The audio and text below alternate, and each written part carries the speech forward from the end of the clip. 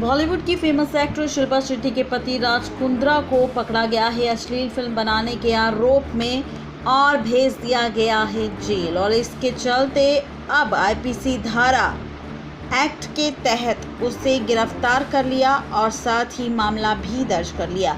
ऐसे में अब सवाल उठ रहा है कि क्या राज कुंद्रा को यूके सिटीजन मिल रखी है और क्या इस बात से फर्क पड़ेगा राज कुंद्रा के केस पर। तो राज कुंद्रा मामले पर आया है अब एक नया मोड़। दरअसल आईपीसी धाराओं के चलते राज कुंद्रा के खिलाफ मामला दर्ज किया गया है जिसमें वो दोषी करार किया जाता है।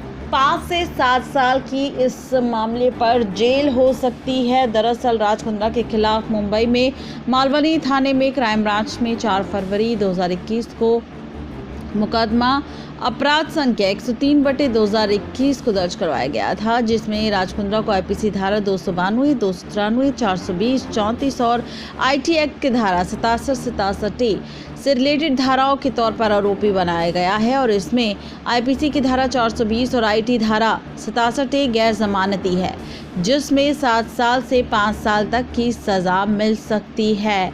राज कुंद्रा को यूके की सिटीजनशिप होने की वजह से क्या कानून में कोई प्रॉफिट मिल सकता है? तो इस सवाल पर जवाब में Delhi high court bar association के सचिव एडवोकेट अभिजात बल ने खुद बताया है कि राज कुंद्रा ब्रिटेन के नागरिक है। इस बात से उनकी जमानत अर्जी पर प्रभाव पड़ सकता है, क्योंकि अभियोजन पक्ष ये तक देख सकता है राज कुंद्रा भारतीय नागरिक नहीं है, इसलिए उनके फरार हो जाने की संभावना और जोखिम भी है। एडवोकेट अभिजात बल ने यह भी कहा है कि यदि ये बात साबित हो जाती है कि वो किसी भारतीय नागरिक के बराबर है तो उन पर सभी आरोप उसी तहत जाहिर होंगे, लेकिन इस पर यह बात निर्भर करती है कि जांच में कितना खुलासा हुआ है और जांच के दौरान कितने सबूत मिले हैं।